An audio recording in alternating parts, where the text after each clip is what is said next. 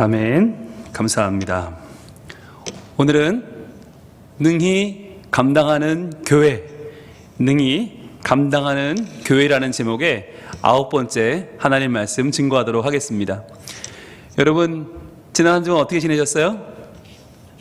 네, 아마 사람들 사이에는 충분히 거리두기를 하지만, 그러나 하나님의 뜻이 있는 곳에는 적극적으로 아주 열심히 따라 붙으셨죠? 그래서 예수님 뒤만, 하나님 뒤만 따라가려고 노력하셨지요? 네, 잘하셨습니다. 지난주 한번 볼까요? 지난주에 우리가 능히 감당하는 교회 8번째 말씀을 봤었는데, 바로 주신 말씀 고린도전서 10장 13절 말씀 봤었죠. 같이 했습니다. 시작. 사람이 감당할 시험 밖에는 너희가 당한 것이 없나니 오직 하나님은 미쁘사 너희가 감당하지 못할 시험 당함을 허락하지 아니하시고 시험 당할 즈음에 또한 피할 길을 내사 너희로 능히 감당하게 하시느니라. 아멘. 바로 우리의 주제 성구 고린도전서 10장 13절이었어요. 이 가운데서 바로 오직 하나님은 미쁘사, 이 말씀을 우리가 나누면서 이게 무슨 뜻이냐, 바로 믿었다, 믿음직하다, 믿음성이 있다. 원래는 이 피스토스라는 헬라어가 우리가 하나님을 향한 믿음을 나타내는 말이라고 했죠. 충성된 믿음, 믿음직하고 신실함. 그런데 이 말을, 피스티스를 하나님을 향한 말로 쓰면 하나님은 어떤 분이다? 맺은 언약을 끝까지 지키시고 신실한 사랑이 변함이 없고 동일하시다. 즉 우리가 부족해도 하나님 변치 않은 거예요. 그게 하나님은 미쁘사라는 의미라고 했습니다. 바로 아브라함을 향해서 하나님 주셨던 은혜의 선포가 있었지요. 이 언약이요, 내가 너로 번성하게 하고 큰 민족을 이루게 하겠다. 그런데 그는 100세고 사라는 90세. 90세 사라는 풋 웃음이 터져 나왔죠. 에이, 하나님 농담도 잘하셔. 그런데 믿지 못했지만 하나님은 일하셨어요. 하나님은 아이를 주셨어요. 왜일까요?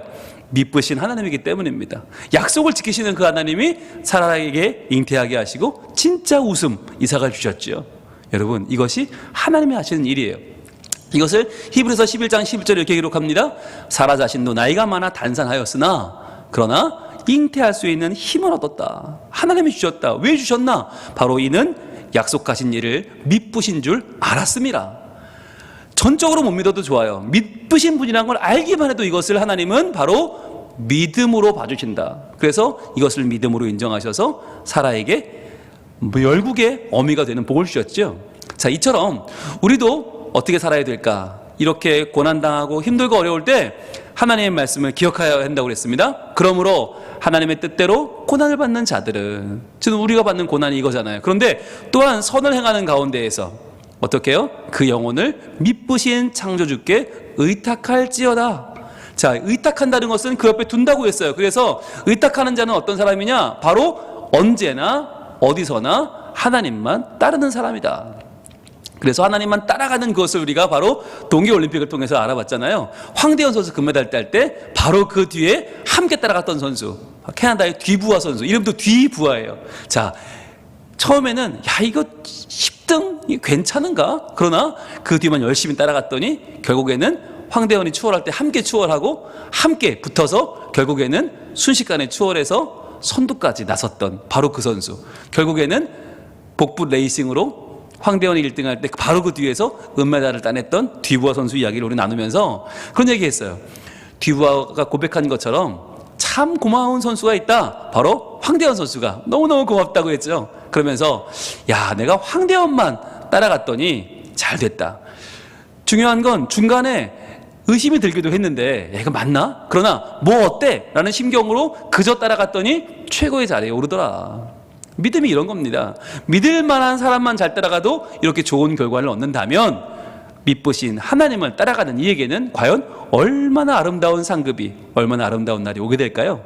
여러분, 그래서요, 지금 우리는요 모두가 어려운 시기를 겪고 있어요. 그러나 우리가 기억해야 할 것은 오직 하나님은 미쁘신 분이다. 그래서 주님께 믿음으로 나아갈 때 우리의 환난과 고난 속에서도 주님만 열심히 따라가면 반드시 능히 감당할 줄로 믿습니다. 여러분, 한 주간 동안 이 말씀을 의지하고 사셨지요? 네, 맞아요. 하나님은 미쁘신 분이에요. 우리는 약해요. 우리는 때로는 실패하고 때로 넘어지고 연약하고 우리는 한계가 있어요.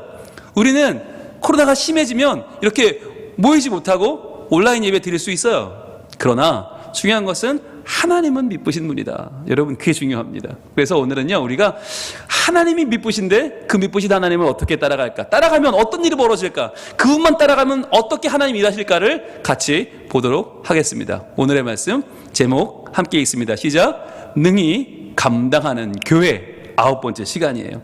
자, 오직 하나님은 미쁘사, 이 말씀을 지난주 우리가 봤는데, 그렇다면 이 말씀을 있는 그대로 믿고 그분만을 따라갈 때 우리 삶에는 구체적으로 어떤 일이 벌어지는가, 오늘 그것을 좀 알아보려고 해요. 구체적인 우리 삶의 변화는 어떤 것이 있을까? 여러분, 사도 바울이 로마로 가는 뱃길에 오릅니다. 사도 바울은 누굴까요? 여러분 잘 아시는 바로 그 사람, 바로 예수님 믿는 사람을 박해하던 바리새인이자 유대인이었던 그 청년 사울. 그런데 그가 다메섹 도상에서 부활하신 주님 만나고 완전히 변화되죠. 그래서 예수를 믿는 사람이 되고 복음을 증거하는 사람이 됩니다. 그래서 그는 감옥에 갇혀도 즐겁게 편지를 써서 복음을 전하는 사도 바울이 되죠. 그런데 그가 로마 시민권이 있었어요. 그래서 그에 대한 재판을 상소하면 최종 누가 판결하나? 로마의 황제가 판결해야 돼요. 그래서 그 로마까지 가게 된 거예요.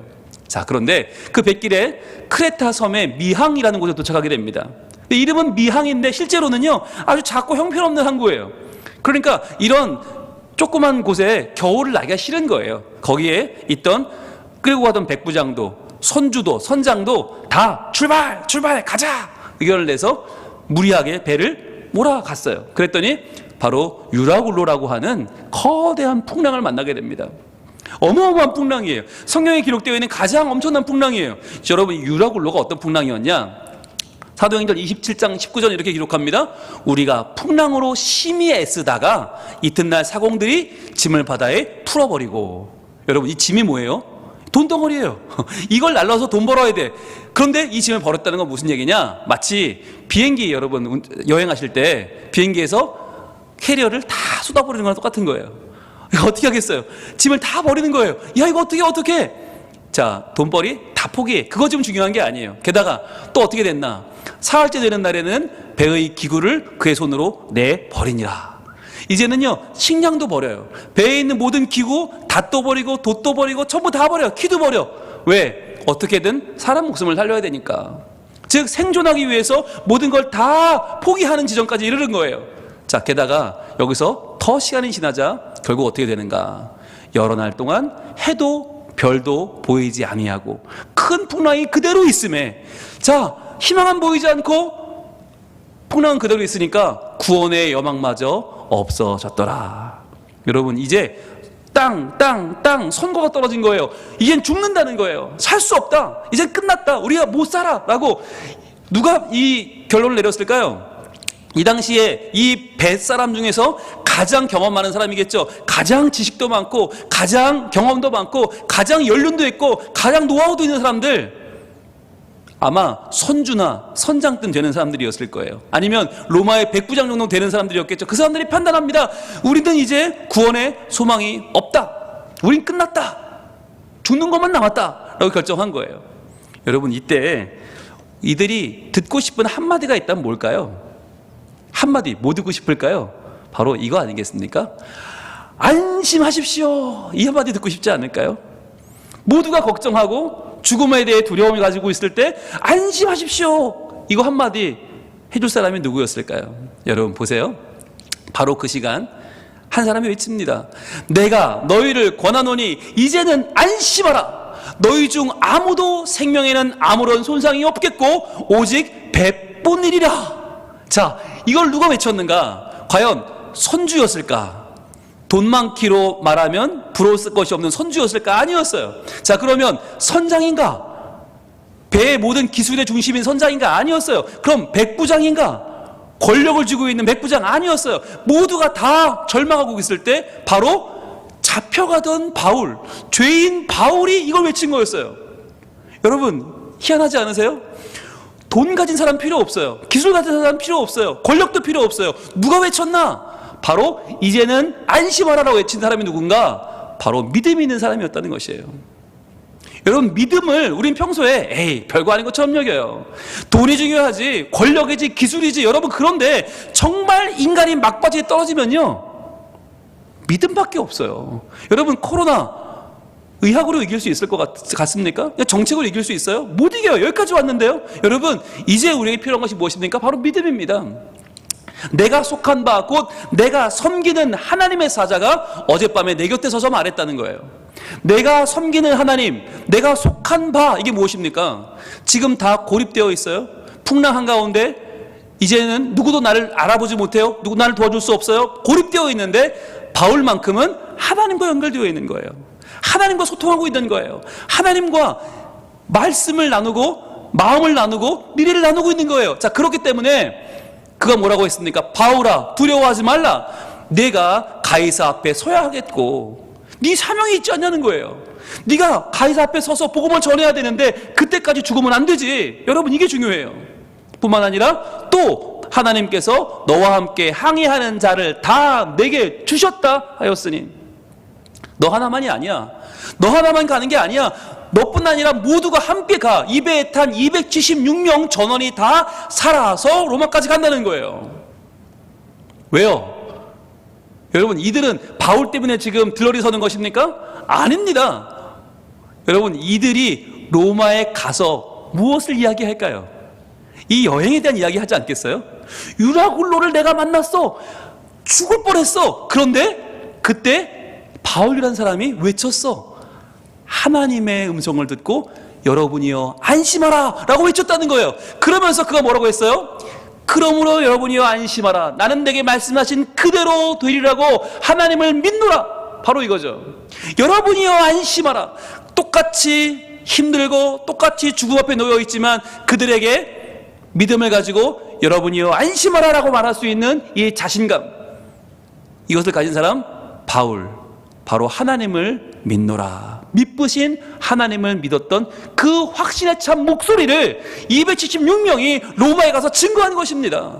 그래서 로마 교회가 세워진 것이고요, 그래서 로마가 믿음의 중심이 되어진 것이죠. 여러분, 하나님은 바울 한 명만 보내는 게 아니에요. 이 사건을 통해서 유라굴로를 지난 276명이 다 간증자가 되고 이들이 다 증인이 되고 이들이 하나님을 외치는 자들을 만들어주신 것입니다. 그렇게 해서 자신감은 확신에서 비롯된다는 것을 알 수 있어요. 여러분, 참 신기한 것이 신앙생활의 목적이 5가지가 있는데, 여러분, 그 중에 오늘 뭐가 나왔어요? 여러분이요 안심하라. 이건 자신감이거든요. 이게 5C 중에서 confidence예요. confidence. 근데 이 자신감은 혼자 존재하는 게 아니고 바로 확신에서 나와요. conviction에서 나와요. conviction. 믿으신 하나님을 확신하면 자신감이 생기는데 어떻게 생기나? 바로 하나님과의 교통, 커뮤니언을 통해서 생기는 거예요. 고립되지 않고 하나님과 연결되어 하나님의 음성을 듣는 것이 이렇게 중요한 것입니다. 여러분, 코로나 시대에 왜 예배가 더 중요합니까? 왜 코로나 시대에 하루 한 장이 중요합니까? 왜 코로나 시대에 온라인 예배가 중요하고 가정 예배가 중요합니까? 하나님과의 교통이 끊이면 안 돼요. 그러면 그걸 통해서 대면하게 되는 거예요. confrontation. 우리가 처한 이 문제를 외면하지 않고 대면하게 되면요, 거기서 책임감이 생겨요. 그렇지, 내가 가이사 앞에 서야 되는데 여기서 죽으면 안 되지. 사명감을 가지고 책임 감당할 때 commitment, 책임 감당하면 그때 자신감이 생겨나는 거예요. 그래서 confidence, 안심하라, 안심하라, 이제는 안심하라 외칠 수 있는 거예요. 여러분, 이 5가지 5C를 기억하시길 바랍니다. 이 어려운 때, 이 힘든 때에 우리가 기억해야 될 5가지의 5C, 확신과 교통과 대면과 책임과 자신감. 여러분, 이 바닷속에서요 놀라운 일이 벌어진 거예요. 살고 싶어 발버둥을 치는 사람에게는 살 길이 보이지 않는데요, 복음을 위해서, 예수를 위해서 생명을 던진 바울에게는 살 길이 보여줬어요. 왜냐? 바로 믿으신 주님을 바라봤기 때문이죠. 약속을 지키시는 주님, 나에게 주신 약속, 로마로 가야 돼요. 그걸 지키시는 게 분명하다면 그 하나님을 나는 증거하면 되는 거예요. 그 하나님을 선포하면 되는 거예요. 여러분, 그래서 이 5C를 기억하세요.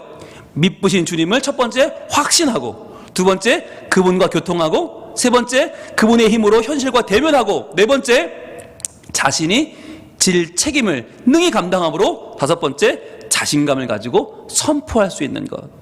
여러분, 이 5가지를 이번 코로나 기간 동안 우리의 믿음으로 우리 마음 가운데 받아들이고 확실하게 익히시길 바랍니다. 그래서 여러분, 이 코로나 기간은 어차피 지나가요. 지나가면 뭐가 남겠습니까? 아픔과 고통은 지나가고 뭐가 남아요? 믿음이 남는 거예요. 믿음의 열매가 남는 거예요. 이 OC가 남아서 우리가 그러므로 안심하라. 아직까지 불안해하는 이 세상 사람들에게 안심의 메시지를 증거할 수 있기를 소망합니다.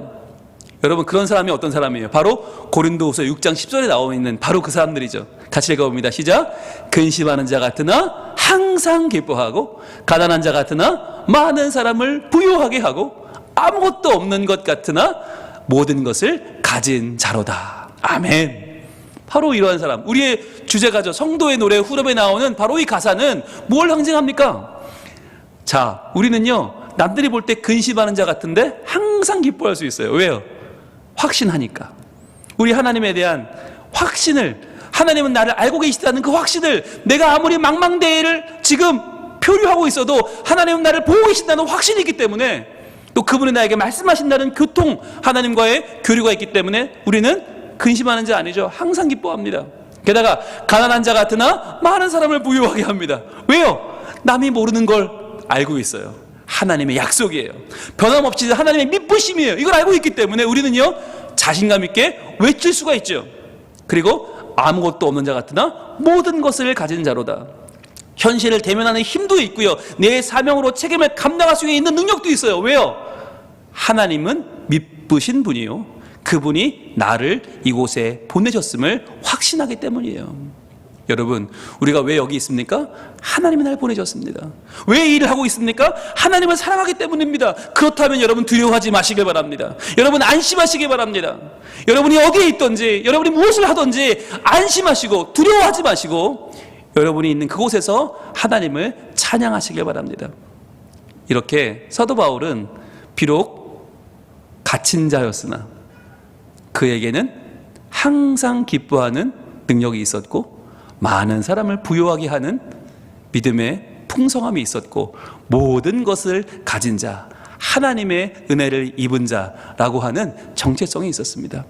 여러분, 힘들고 어려울 때 이 코로나 시대에 우리가 이러한 하나님의 은혜를 받은 사람으로서 우리가 세상을 살려내는 사람, OC를 가지고 확신으로 세상에 외치고, 교통하며 하나님을 붙잡고, 대면함으로 현실을 이겨내고, 책임감으로 사명 감당하고, 자신감으로 함께 많은 사람을 주님으로 인도해가는 거룩한 하나님의 사람들, 안심시키고 이 어려움을 다시 한번 하나님의 은혜의 기회로 바꾸는 거룩한 백성이 되기를 소망합니다. 그렇게 하나님 분명히 우리를 인도해 주실 줄로 믿습니다. 우리 찬양하겠습니다.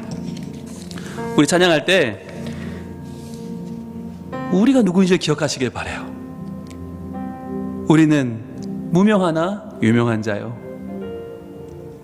죽음의 위기 속에도 참 생명을 가졌고, 근심하나 기뻐하며, 비록 죽음 같은 현실이지만 그러나 이겨내고 모든 것을 가진 자, 가난에 빠진 것 같으나 모든 일을 부여하게 하는 믿음의 열쇠를 지닌 자들임을 기억하시고, 이 시간에 하나님 앞에 우리의 믿음을 고백하면서 하나님의 은총 받기를 소망하며 찬양하며 나가도록 하겠습니다. 주제가 성도의 찬양, 함께 찬양합니다.